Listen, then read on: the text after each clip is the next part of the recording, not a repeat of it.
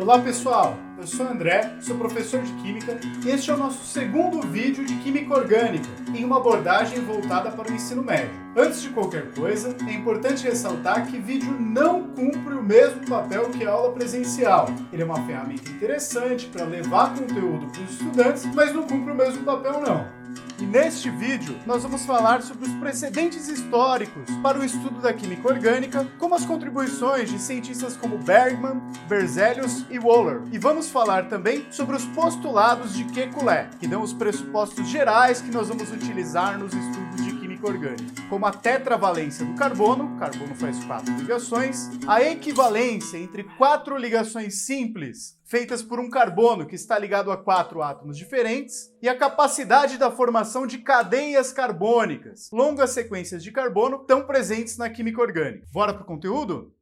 Eu vou começar aqui pelo precedente histórico desta grande área da química, que é a química orgânica. E a primeira divisão de fato que nós encontramos na história entre química orgânica e química inorgânica, ela se deve ao sueco Bergman. E nessa divisão, química inorgânica era tratada como a parte da química que estuda os compostos de origem mineral. Já a química orgânica trataria da parte da vida, dos compostos que poderiam ser extraídos dos organismos vivos. Ainda nessa ideia, um outro importante químico sueco, o Berzelius, formulou uma teoria que ia justificar o porquê da existência de uma parte da química específica para as substâncias que eram extraídas dos organismos vivos. Essa teoria era a teoria da força vital, que dizia que os então chamados compostos orgânicos dependiam de uma força maior, que no caso seria a vida, para que eles pudessem ser sintetizados. Acontece que com o tempo e com o desenvolvimento de novos experimentos, esse conceito de orgânico, como algo vindo de organismos vivos, que faz muito sentido no nome dado para esse ramo da química, começou a não funcionar lá muito bem para o entendimento de algumas substâncias. E junto com isso, a própria teoria da força vital de Berzelius começou a ficar mal das pernas. Acontece que o químico alemão Friedrich Wöhler, que por sinal trabalhava sob a supervisão do Berzelius, conseguiu em 1928 sintetizar a ureia partindo apenas de substâncias inorgânicas. O procedimento que o Wöhler seguiu foi o seguinte: partindo do cianeto de prata, que é um sal inorgânico, e aquecendo este sal na presença de oxigênio, era formado o cianato de prata. A partir da reação, AgCN sólido mais meio mol de O2, formando AgOCN sólido, o tal do cianato de prata. Em seguida, o Wöhler pegou o cianato de prata que ele havia obtido da primeira reação e o tratou com uma solução de cloreto de amônio, obtendo como produtos cloreto de prata, que precipitava na forma sólida, já que é um sal pouco solúvel, e cianato de amônio, que permanecia em solução. Em termos da reação química, nós temos AgOCN, o cianato de prata aquoso, reagindo com cloreto de amônio, NH4Cl, também aquoso, e formando AgCl, cloreto de prata, que precipitava na reação, formava sólido, e cianato de amônio, que permanecia aquoso. Essa mistura que ele obteve, depois ele teve que filtrar. Filtrando essa mistura, o cloreto de prata sólido ficava retido no filtro. Já o cianato de amônio em solução passava pelo filtro para um outro recipiente. O Wöhler aqueceu essa mistura para evaporar a água. E em decorrência desse aquecimento, ele obteve alguns cristais brancos. E o Wöhler já tinha uma certa familiaridade com compostos de origem biológica, inclusive porque ele estudou obstetrícia antes de se tornar químico. Acontece que após a evaporação da água mediante aquecimento, os cristais brancos que foram produzidos foram reconhecidos por Wöhler não como cianato de amônio que ele pretendia sintetizar, mas como uma outra substância que ele bem conhecia, de origem biológica. E Wöhler logo identificou que aqueles cristais brancos, na verdade, eram cristais de ureia. Quimicamente, o processo que aconteceu foi o seguinte: quando Wöhler aqueceu a mistura para evaporar a água e isolar o cianato de amônio, ele não só evaporou a água, como provocou uma reação química, que foi a transformação do cianato de amônio em ureia. E o Wöhler ficou impressionado ao verificar aqueles cristais conhecidos de ureia como produto da reação, já que ele já havia extraído este mesmo cristal da urina de cachorros e de seres humanos. E aí começou a se perguntar, como assim eu consegui produzir ureia, uma substância que eu sei que tem origem orgânica, a partir de reações envolvendo materiais de origem inorgânica? E dizem que ele chegou a escrever a frase: eu consigo produzir ureia sem precisar de um rim, seja humano ou de cachorro. E essa descoberta de que era possível obter um composto químico que normalmente é encontrado a partir de seres vivos, usando como ponto de partida apenas materiais inorgânicos, pode não ter eliminado de vez a teoria do vitalismo, teoria proposta pelo seu próprio orientador, mas no mínimo abalou criticamente as suas estruturas e, consequentemente, também acabou colocando em xeque a ideia de química orgânica seria a química dos compostos extraídos de organismos vivos, já que agora se sabia que era possível obter certos compostos normalmente encontrados em organismos vivos a partir de reações de substâncias que não tinham origem viva. E a química orgânica, desde então, deixou de ser a química das substâncias que têm origem nos organismos vivos e passou a ser a química que estuda praticamente todos os compostos que envolvem o elemento carbono.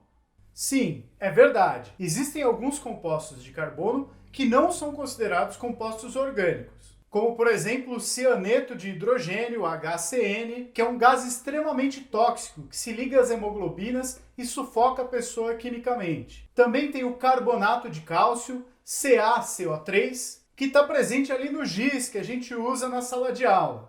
E o cianato de hidrogênio, que quando em solução aquosa, produz o mesmo íon, o cianato, que o Wöhler tentava produzir quando acabou fazendo ureia. Além do dióxido de carbono, o CO2, e do monóxido de carbono, o CO, que nós já estamos mais acostumados a ouvir falar. Mas a grande maioria dos compostos de carbono, esses sim são tratados pela química orgânica. Mas de imediato, uma coisa que impressionou muito Wöhler e Berzelius foi a percepção de que ambas as substâncias, o cianato de amônio, NH4OCN sólido, e a ureia, CO, entre parênteses, NH2, com o índice 2 sobre os parênteses, também no estado sólido, possuíam os mesmos elementos, nitrogênio, hidrogênio, oxigênio, carbono e nitrogênio, nas mesmas quantidades. 4 hidrogênios, 1 carbono, 2 nitrogênios e 1 oxigênio. E mesmo assim possuíam propriedades físicas e químicas bastante diferentes. De um modo que Berzelius estabeleceu um novo conceito para essa relação existente entre esses dois compostos, que foi o conceito de compostos isômeros, do grego iso, igual, meros partes, ou seja, são compostos diferentes que têm as mesmas partes. Então, dois ou mais compostos são isômeros quando possuem a mesma fórmula molecular e diferentes fórmulas estruturais. E eu falo com mais detalhes sobre esse tema da isomeria no vídeo de conceitos preliminares de química orgânica. Se você precisar, dá um pulinho lá. O link está aqui em cima.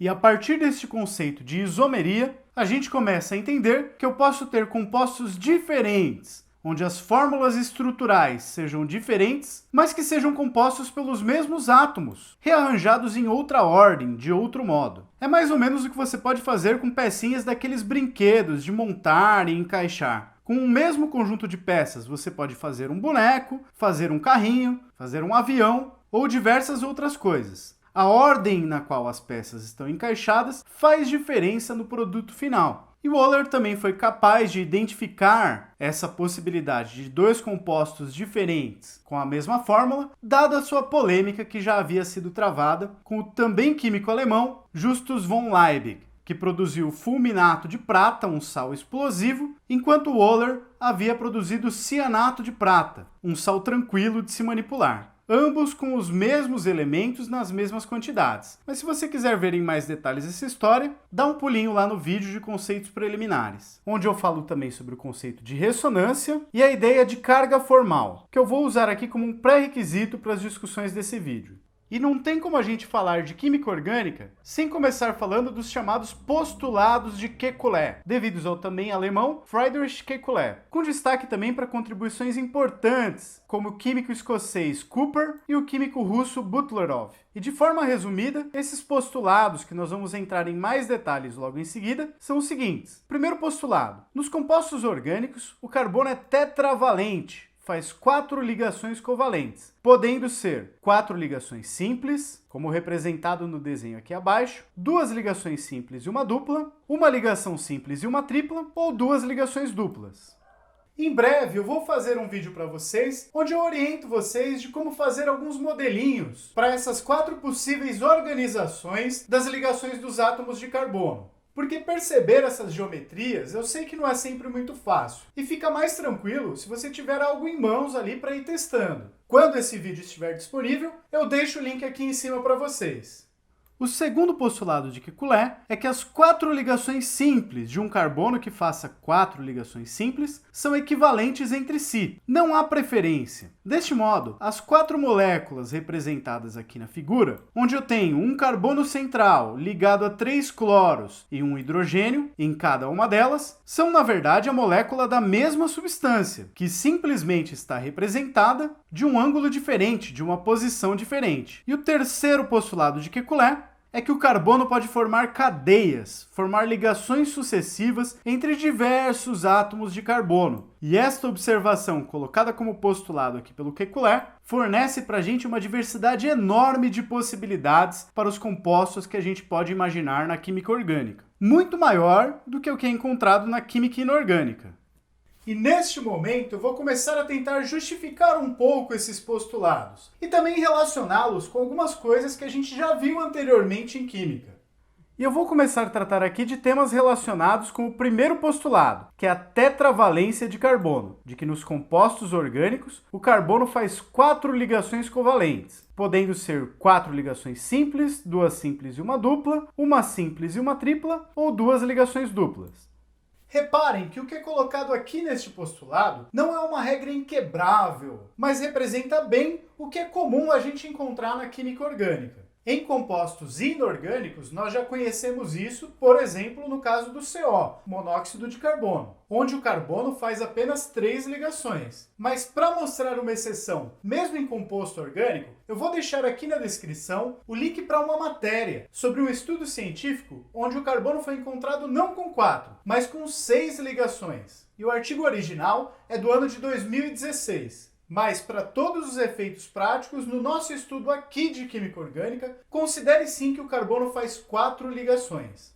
Eu vou mobilizar aqui alguns aspectos que vão dar mais ou menos elementos para a gente justificar essa história da tetravalência do carbono, do número de ligações, da geometria da molécula de carbono, da sua estabilidade, entre outros aspectos. E nós vamos falar aqui da distribuição eletrônica e da carga formal, já aproveitando para verificar qual será o número de ligações típico de cada um dos outros elementos que aparecem na química orgânica com frequência, da teoria da repulsão dos pares eletrônicos da camada de valência, que eu já comentei no vídeo sobre ligações covalentes há algum tempo atrás, e da hibridização de orbitais atômicos, proposta pelo Linus Pauling. Bom, eu vou começar justificando parcialmente ou dando elementos para vocês confiarem mais na tetravalência do carbono e na valência de outros elementos importantes em química orgânica a partir da distribuição eletrônica. Se nós fizermos a distribuição eletrônica do carbono, que tem número atômico igual a 6, portanto um átomo neutro de carbono, além dos 6 prótons indicados pelo seu número atômico, tem 6 elétrons. Distribuindo esses 6 elétrons, nós temos uma distribuição de 1s2, 2s2, 2p2. A camada de valência, que é onde estão os elétrons que vão realmente interagir ali nas ligações químicas rotineiramente, possui então 4 elétrons, 2s2, 2p2. Imobilizando a nossa boa e velha regra do octeto, que não é tão regra assim, como nós já vimos, mas que funciona relativamente bem para alguns elementos importantes para a gente em química orgânica. Se o carbono tem 4 elétrons na camada de valência, ele vai tender a fazer ligações covalentes, de modo a conseguir os outros 4 que faltam, justificando aqui parcialmente as 4 ligações esperadas para o carbono. Novamente, podendo ser 4 ligações simples, 2 simples e uma dupla, 2 duplas, ou uma ligação simples e uma ligação tripla. Já o hidrogênio,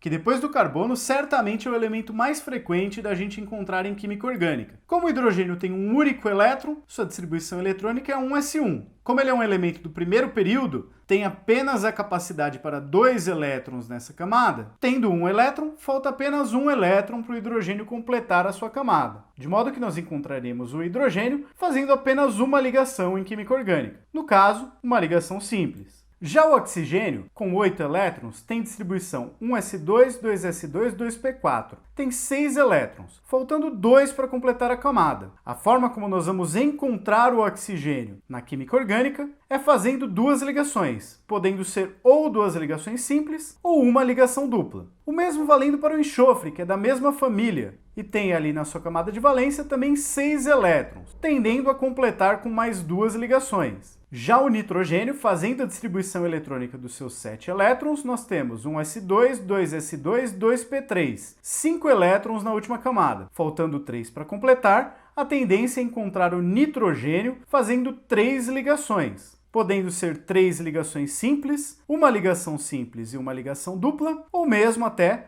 uma ligação tripla. O mesmo valendo para o fósforo, seu parente, um elemento ali da mesma família que às vezes aparece aqui na química orgânica. Já os halogênios, como o flúor, vou fazer só do flúor. Distribuição eletrônica, 1s2, 2s2, 2p5. 7 elétrons na última camada, falta 1 para completar. Vai fazer uma única ligação, portanto uma ligação simples. Valendo também para o cloro, bromo e iodo, que tem o final da distribuição eletrônica igual ao do flúor, são da mesma família. E é importante ressaltar que elementos a partir do terceiro período podem sim comportar mais do que 8 elétrons na sua camada de valência, como são os exemplos do enxofre, do fósforo ou mesmo de alguns dos halogênios que estão aí nessa tabela, como cloro, bromo e iodo. Deste modo, é bom dar uma atenção especial para eles com relação a possíveis aumentos no número de ligações. Especialmente o enxofre e o fósforo merecem uma atenção extra quando a gente for tratar eles aqui na química orgânica. Embora em alguns casos eles apareçam sim com 2 e 3 ligações respectivamente também. Outra forma aqui que eu vou cercar o problema de tentar justificar essa tendência do carbono a fazer 4 ligações covalentes aqui na química orgânica é através da ideia de carga formal. Se você não conhece a ideia de carga formal, dá um pulinho ali no vídeo de conceitos introdutórios de química orgânica que eu já comentei com vocês por aqui. A carga formal pode ser calculada como o número de elétrons de valência que o átomo neutro tem, menos o número de elétrons livres, que eu vou preferir chamar aqui de elétrons não compartilhados, que aquele átomo apresenta na molécula da substância que você está investigando, menos, de novo, metade do número de elétrons compartilhados. Lembrando que cada ligação covalente é um parzinho, são 2 elétrons compartilhados. Na ideia de carga formal, um dos elétrons do par fica com um átomo, outro elétron fica com outro átomo. E nós podemos reparar que o carbono aqui na química orgânica, que não aparece com pares de elétrons não compartilhados, apresentará a carga formal 0, que tende a conferir maior estabilidade quando tiver 8 elétrons compartilhados. E aí 4, que é a valência do carbono, menos 4, que é a metade dos 8 elétrons compartilhados em 4 ligações, daria uma carga formal de 0, que justifica a tendência ao carbono aparecer em compostos de 4 ligações, sejam elas 4 ligações simples, 2 simples e uma dupla, uma simples e uma tripla, ou 2 ligações duplas. Já o hidrogênio, tadinho, nem comporta elétrons não compartilhados se ele estiver fazendo alguma ligação. Ele terá carga formal 0,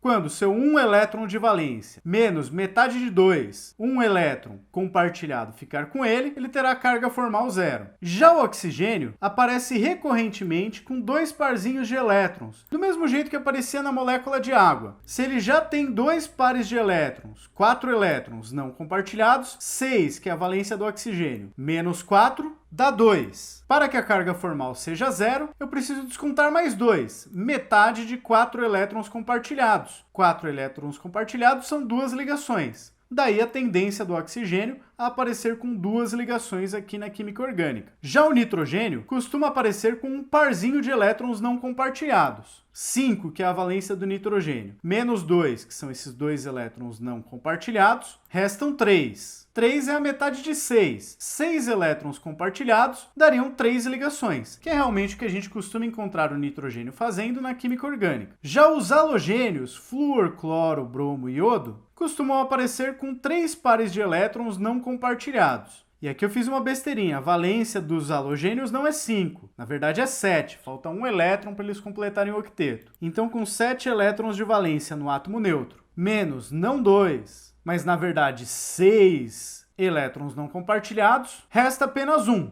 E para receber apenas um dos elétrons compartilhados, os halogênios precisam fazer uma ligação, cada ligação com um parzinho de elétrons, 2 elétrons ali. Desgramado do Ctrl+C, Ctrl+V, que me fez copiar aqui do nitrogênio na hora de fazer os halogênios. E aqui eu reivindico a ideia da repulsão dos pares eletrônicos da camada de valência, que tem essa sigla aqui do inglês, do Valence Shell Electron Pair Repulsion, não para justificar a tetravalência do carbono, mas sim para justificar a geometria dos átomos em torno de um carbono, que nós vamos ver logo adiante no próximo argumento, que é o argumento da hibridização. De acordo com a ideia da repulsão dos pares eletrônicos da camada de valência, se eu tenho um CH4, a molécula de metano, onde o carbono tem um parzinho de elétrons compartilhado com cada um dos 4 hidrogênios participantes dessa molécula. A repulsão entre esses pares de elétrons dessas 4 ligações faz com que a geometria mais estável do carbono seja a geometria tetraédrica. Por outro lado, se eu tenho um carbono com uma ligação dupla e 2 ligações simples, a repulsão entre o par de elétrons de uma ligação simples com o hidrogênio e o par de elétrons de uma ligação simples com outro hidrogênio e os 2 pares de elétrons da ligação dupla com o carbono faz com que o melhor distanciamento entre esses pares de elétrons seja o distanciamento numa geometria trigonal plana. Já para um carbono, que faz uma ligação simples com um hidrogênio, por exemplo, e uma ligação tripla com outro carbono, a repulsão do par de elétrons compartilhado com o hidrogênio e dos 3 pares de elétrons compartilhados com o carbono faz com que a geometria em torno deste átomo de carbono seja uma geometria linear. E aqui na molécula de propadieno, onde nós temos um carbono fazendo uma ligação dupla com um carbono e outra ligação dupla com outro carbono. A repulsão desses pares eletrônicos faz com que a geometria em torno deste átomo de carbono central, marcado em vermelho, também seja uma geometria linear. E vamos ver se essas geometrias previstas pela repulsão dos pares eletrônicos da camada de valência é coerente com o nosso próximo argumento para justificar a tetravalência do carbono e a geometria das moléculas a partir da hibridização dos orbitais atômicos. Novamente, eu ressalto para vocês que eu falo mais em detalhes sobre a hibridização dos orbitais atômicos no vídeo anterior, de conceitos preliminares para a química orgânica. Mas falando de uma maneira geral, as ligações covalentes que os átomos vão estabelecer entre si podem ser feitas usando os chamados orbitais híbridos, que são, na verdade, combinações dos orbitais atômicos originais que nós já conhecemos ali da distribuição eletrônica. E para que isso vai ser útil para a gente? Por outro assunto também comentado no vídeo de temas introdutórios, de que nas moléculas orgânicas nós teremos ligações sigma, que é a ligação principal entre os átomos envolvidos nas moléculas orgânicas, e eventualmente nós podemos ter também as chamadas ligações pi, como segunda ligação nas ligações duplas e segunda e terceira ligação nas ligações triplas, sendo as ligações sigma formadas pelo encontro frontal de orbitais dos átomos, que vão se ligar entre si, e as ligações pi formadas por encontros em paralelos, indiretos, com menor sobreposição dos orbitais dos átomos que vão se ligar. Sempre que tivermos uma ligação entre 2 átomos, teremos uma ligação sigma.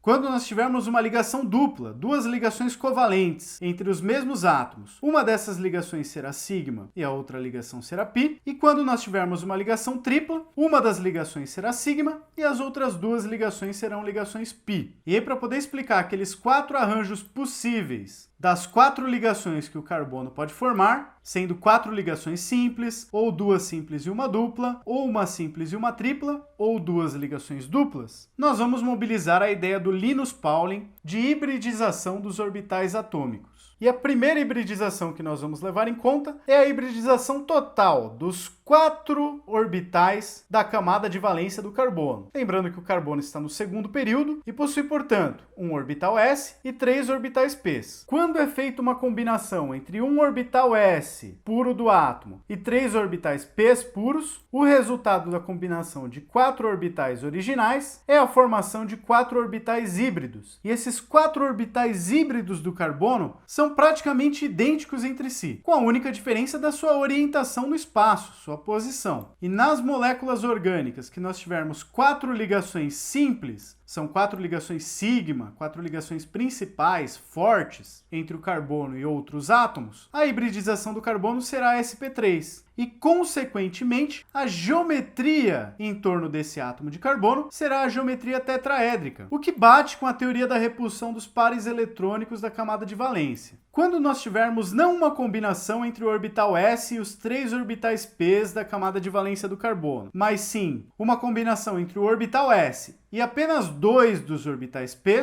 a hibridização que será feita será uma hibridização sp2. S, um p, outro p. E os 3 orbitais atômicos puros produzirão 3 orbitais atômicos híbridos, também equivalentes entre si. E esses 3 orbitais atômicos híbridos serão responsáveis pelas 3 ligações sigma que o átomo de carbono com hibridização sp2 vai poder fazer. Ao fazer essa hibridização sp2, foi usado um orbital s e 2 orbitais p, sobrando um terceiro orbital p que não participou da hibridização para fazer mais uma ligação, mas agora assim uma ligação em paralelo, uma ligação π, uma ligação secundária. E esta ligação π se dá pela sobreposição dos orbitais atômicos p puros que sobraram sem participar da hibridização entre os 2 átomos de carbono que já estão se encontrando, já estão se aproximando, ligados pela ligação sigma, pela ligação principal, pela ligação forte, que foi realizada utilizando um dos 3 orbitais híbridos deste carbono. Se ao invés de usar um orbital s e 3 p's, ou mesmo de usar um orbital s e 2 orbitais p, nós fizermos a hibridização usando apenas um orbital s e um dos orbitais p's, nós usamos um orbital s e um orbital p, restam então 2 orbitais p's do carbono que não participaram da hibridização. Os 2 orbitais atômicos puros, ao serem combinados, formam 2 orbitais híbridos que serão responsáveis pelas 2 ligações sigma que um carbono de hibridização sp pode fazer, e restam 2 orbitais p's para fazerem ligações secundárias, ligações π, ligações paralelas com outros átomos, no caso aqui com o segundo átomo de carbono. A geometria da hibridização sp aqui é uma geometria linear, coerente com o que era esperado pela teoria da repulsão dos pares eletrônicos da camada de valência, tanto aqui para o etino como aqui para o propadieno, onde o carbono tem 2 orbitais híbridos para fazer ligações fortes, ligações sigma prioritárias, e deixa sobrar 2 orbitais p's não combinados para fazer ligações paralelas, ligações π de menor intensidade. E a diferença entre um carbono hibridizado sp3 e um carbono hibridizado sp2 pode ser conferida na prática na diferença entre essas 2 formas alotrópicas do carbono, grafite ou diamante. O diamante é uma estrutura com muitos carbonos sp3, com geometria tetraédrica entre si, e o grafite é uma estrutura com muitos carbonos também, só que com hibridização sp2 e geometria trigonal, triangular, em torno de cada átomo de carbono. E a hibridização sp3, que a gente usou para entender a geometria, também pode ser utilizada para justificar o segundo postulado de Kekulé, que é o postulado da equivalência entre as 4 ligações sigma de um carbono que faz 4 ligações simples. Aquela que dizia que essas 4 moléculas, que têm 3 cloros e 1 hidrogênio ligados ao carbono, são moléculas equivalentes. Ora, se nós pensássemos em termos de orbitais atômicos puros, e uma ligação fosse feita através do orbital s, outra através de um orbital p, outra através de outro p e outra através de outro p, nós no mínimo deveríamos esperar que a ligação feita pelo orbital s fosse diferente da ligação feita por cada um dos outros orbitais p. Mas se nós combinamos esses 4 orbitais, produzindo a partir dos 4 orbitais puros, 4 orbitais híbridos sp3 para o carbono, nada mais pode diferenciar esses orbitais sp3 híbridos entre si, além da orientação espacial deles. Deste modo, como são esses orbitais híbridos que farão as ligações sigma do carbono, as 4 ligações sigma do carbono são ligações equivalentes. Os 4 orbitais envolvidos nessa ligação são os mesmos. Quando cada um desses orbitais se combinar com um orbital s do hidrogênio para fazer o metano, por exemplo, não há por que diferenciar uma ligação da outra ligação, justificando mais um dos postulados de Kekulé. Já o terceiro postulado, ele meio que dispensa qualquer tipo de justificativa, dado que ele é observado em uma série de moléculas orgânicas que nós encontramos por aí, que é o postulado de que o carbono pode formar cadeias, pode formar ligações sucessivas com outros átomos de carbono. E eu trago aqui alguns exemplos para vocês, como o ácido palmítico, que você tem uma longa cadeia de átomos de carbono ligados entre si, com alguns hidrogênios ali também, e na ponta dessa cadeia temos um carbono com uma ligação dupla com oxigênio e uma ligação simples com outro oxigênio que está ligado a um H. O ácido palmítico está presente na arma de guerra napalm, que é um espessante de combustível que já foi utilizado para fins militares por aí afora. Outro exemplo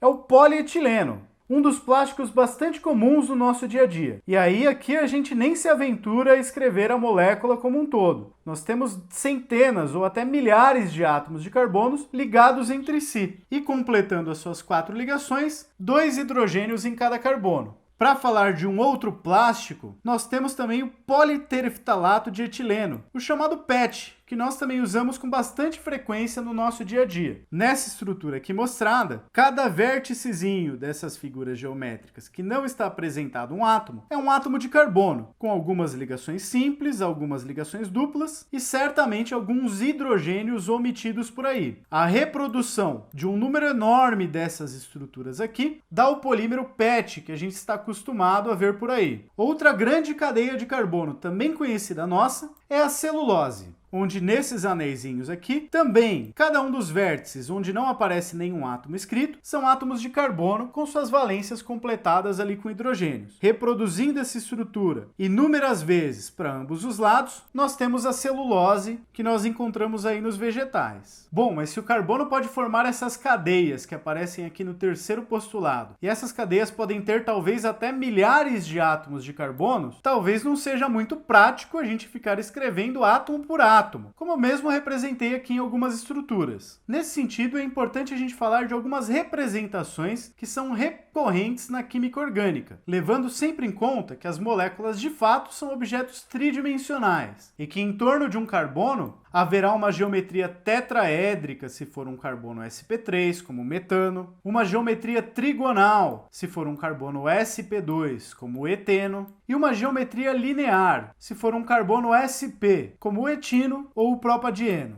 Mas apesar de serem figuras tridimensionais, não é muito prático a gente ficar desenhando tetraedros por aí no nosso caderno. Então é muito comum nós representarmos essas cadeias carbônicas e, consequentemente, o conjunto das moléculas orgânicas de uma maneira plana, representando cada átomo de carbono com 4 ligações em torno de si e os átomos que estão ligados a ele. Se tiver uma ligação dupla entre esses carbonos, esses hidrogênios já não poderiam estar por aqui e nós teríamos a ligação dupla. E a representação aqui é feita de maneira mais simples do que se nós ficarmos pensando em todas aquelas questões de geometria que nós discutimos agora há pouco. Além dessa simplificação de representar algo que é tridimensional, como uma figura plana, algumas outras simplificações também são possíveis. Como nós sabemos que o hidrogênio só faz uma ligação e que cada carbono faz 4, é muito comum nós representarmos esta estrutura, que é do pentan-1-ol, juntando os hidrogênios que estão ligados a um mesmo carbono, seja aqui colocando eles fora da sequência dos carbonos, ou mesmo colocando como se eles estivessem no meio da cadeia carbônica, mas sempre tendo a consciência de que cada um desses hidrogênios está ligado a um carbono, fazendo apenas uma ligação. Em alguns casos, você encontra até a simplificação de condensar algumas repetições que acontecem em uma molécula. Então, nessa molécula aqui, que tem vários carbonos com 2 hidrogênios ligados entre eles, é possível escrever entre colchetes quantos CH2 você quer representar e sintetizá-los com um CH2 entre colchetes com índice 3, representando que depois de um carbono ligado a 3 hidrogênios, nós teremos 3 carbonos ligados a 2 hidrogênios, depois um carbono ligado a 2 hidrogênios, ligado a um O, que está ligado a um H.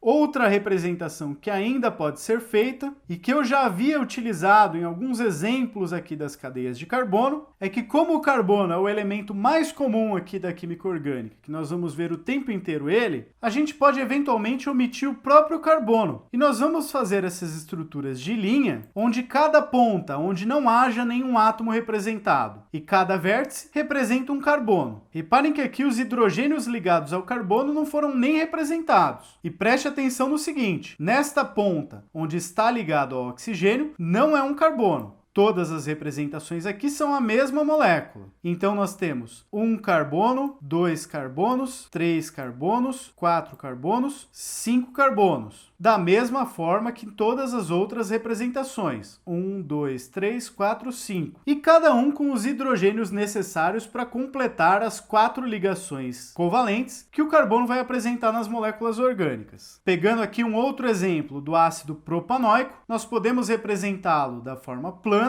com todos os átomos, todas as ligações químicas apresentadas aqui, ou nós podemos condensar, juntando esses 3 hidrogênios num H3 que vai aparecer ligado ao carbono, esses 2 hidrogênios num H2 que vai aparecer ligado ao carbono, ou mesmo até representando essa fórmula de uma maneira bem condensada. Nós temos um carbono com 3 hidrogênios, CH3, um carbono com 2 hidrogênios, CH2, um carbono fazendo ligação dupla com um O, e fazendo outra ligação simples com outro O que está ligado a um H, pode ser representado como CH3, CH2, COOH, de maneira simplificada. Ou aqui em barras, 3 átomos de carbono, e todos vão ter seus respectivos hidrogênios ali, completando as 4 ligações. Se o carbono tem uma ligação com carbono, vai precisar de 3 hidrogênios. Se o carbono tem 2 ligações com carbono, precisa de mais 2 hidrogênios para completar as 4 ligações. Este outro carbono aqui tem uma ligação simples com um carbono, uma simples com um oxigênio e uma ligação dupla com outro oxigênio, já tem as 4 ligações, então não tem oxigênio omitido por aí. E esse último exemplo aqui do 3-metilciclobuteno, eu vou deixar para que vocês completem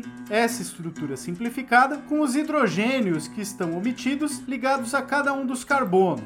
Um outro exemplo que também fica para vocês fazerem é a estrutura do antraceno. Identifiquem aqui aonde tem carbono e completem com os hidrogênios, comparando aqui com a estrutura completa, representada na forma plana. Bom, pessoal, é isso aí. Eu espero que vocês tenham gostado. Em breve, nós teremos vídeos aqui sobre a contagem do número de hidrogênios nas moléculas orgânicas, sobre a classificação dos carbonos e a classificação das cadeias carbônicas, e também sobre um jeitinho para você fazer uns modelinhos para facilitar seus estudos de química orgânica. Muito obrigado pela atenção, fiquem de olho nos próximos vídeos do canal e até mais!